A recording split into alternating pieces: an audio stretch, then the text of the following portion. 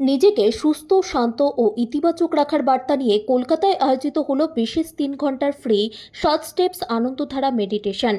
World yoga and meditation academy, Pragyan ফাউন্ডেশনের উদ্যোগে এবং প্রজ্ঞান ভবনের প্রেসিডেন্ট ডক্টর সুরেশ কুমার আগরওয়ালের পরিচালনায় অনুষ্ঠিত হলো এই বিশেষ কর্মসূচি। কলকাতার প্রজ্ঞান ভবনে আয়োজিত হলো এই অনুষ্ঠান। কর্মশালায় ধাপে ধাপে মেডিটেশনের মাধ্যমে মানসিক প্রশান্তি, সুস্থতা, অন্তরের শান্তি, সুখ এবং ভারসাম্যপূর্ণ জীবনযাপনের ওপর গুরুত্ব দেওয়া হলো। আয়োজকদের পক্ষ থেকে জানানো হয়েছে, দৈনন্দিন জীবনের ব্যস্ততার মাঝে কিছুটা সময় নিজের জন্য বের করে মন ও শরীরকে আরও ইতিবাচক করে তোলাই এই উদ্যোগের অন্যতম লক্ষ্য।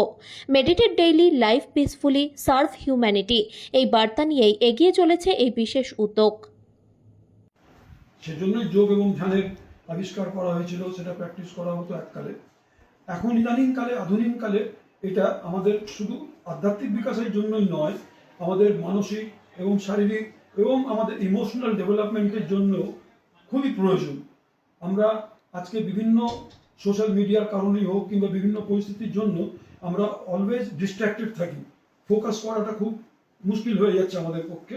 এই ফোকাসটাকে ফিরিয়ে নিয়ে আসার জন্য, অ্যাটেনশনটাকে ফিরিয়ে নিয়ে আসার জন্য এবং মানসিক শান্তির জন্য যোগ এবং ধ্যান প্রত্যেক মানুষের প্রত্যেক দিন এটা প্র্যাকটিস করা উচিত।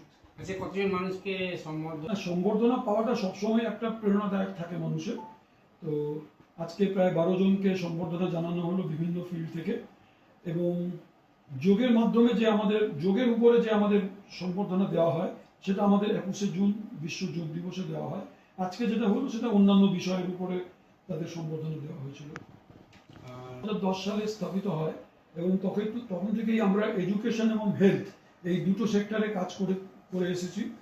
আমরা এডুকেশন সেক্টরে প্রজ্ঞান ইন্টারন্যাশনাল ইউনিভার্সিটি রাঁচিতে স্ট্যাবলিশ করেছিলাম, এবং রিসেন্টলি আমরা যোগ ফিল্ডে মিনিস্ট্রি অফ আয়ুষ থেকে সারা পৃথিবীব্যাপী যোগা সার্টিফিকেশন বোর্ড থেকে পরীক্ষা কন্ডাক্ট করার দায়িত্ব পেয়েছি, এবং আমরা এই যোগ এবং ধ্যানকে পৃথিবীব্যাপী করার জন্য কমিটেড।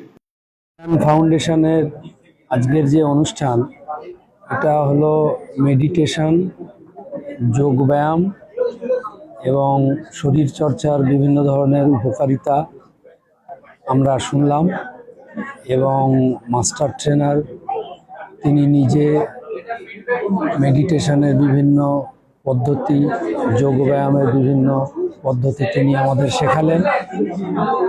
আমরা অত্যন্ত উপকৃত হলাম, এবং এখানে যে সমস্ত যারা পার্টিসিপেন্ট তাদের যে আগ্রহ, উদ্দীপনা এবং ভালো লাগা, এগুলো দেখে আমারও খুব ভালো লাগলো।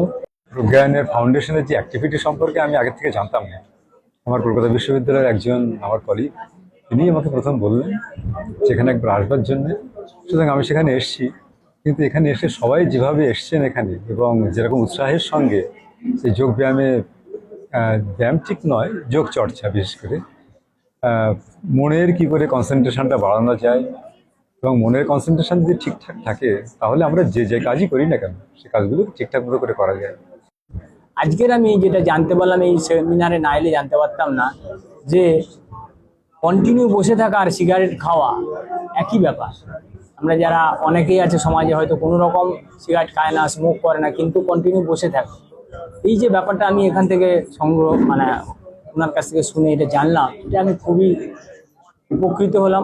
এবং এই রকমের প্রোগ্রাম পাড়ায় পাড়ায় হওয়ার দরকার, কারণ মানুষ যত দিন যাচ্ছে তত আমরা সবাই অস্থির হয়ে পড়ছি। এই অস্থির সমাজ ব্যবস্থায় আমরা যাতে আমাদেরকে নিজেদেরকে কন্ট্রোল করতে পারি, এই ব্যাপারটার জন্য ওনাদের মতো গুণীজনদেরকে নিয়ে গিয়ে আমাদের মহল্লায় মহল্লায় এই সেমিনার করা উচিত। এই হচ্ছে আমার বক্তব্য। Today I attended the program about the 7 steps of Anandadhara meditation. The program was excellent, mainly for all beginners. It was excellent because we learned all the steps step by step, like preparation, practice, relaxation, and mainly today in the modern society to maintain a stress-free life, it is the miracle. বলে নয়, এটা আমাদের ক্লাসটা অনেক দিন ধরেই হচ্ছে। আমরা এটা জানতে পেরেছি মেডিটেশন মানে কি। মেডিটেশন কথাটা এসে মেডেরি থেকে, এটা একটা ল্যাটিন ওয়ার্ড, যার মানে হচ্ছে মনের সঠিক ব্যবহার।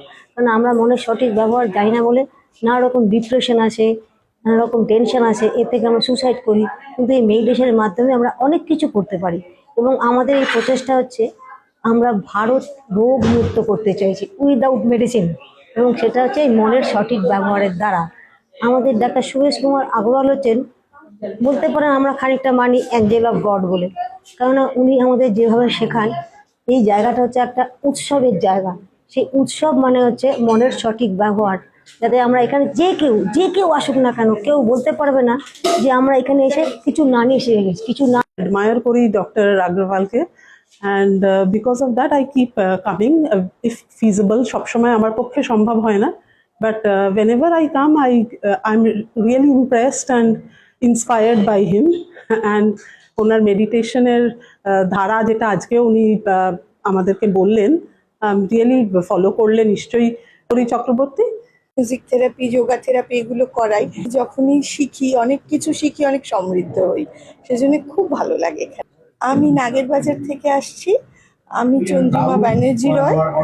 অবসর গ্রহণের পরে আমি খুব একাকিত্ব গ্রহণ করেছিলাম। পরে আমার মানে খুব মনের দিক দিয়ে বলুন, ফিজিক্যালি আমি খুব মানে উপকৃত হলাম, কিন্তু উইদাউট রেমুনারেশনে মানে আমাদের এই ক্লাসটা করান। सारा रोग दूर किया जा सकता है और अपने लाइफ को स्वस्थ और मस्त रखा जा सकता है। अपने जीवन के रोज ही प्रतिदिन 10 मिनट मेडिटेशन के लिए निकालिए और अपने को स्ट्रेस से दूर रखिए। धन्यवाद। তো আমি হাওড়া সাঁতরাগাছি রামরাজাতলা থেকে আসছি। প্রজ্ঞান ফাউন্ডেশনে আমি অনেকদিন থেকে আসি। এখানে ডক্টর আগরওয়াল স্যারের কাছে যখনই কোনো প্রোগ্রামে আসি, নিত্য অনেক কিছু নতুন নতুন কিছু শিখে যাই।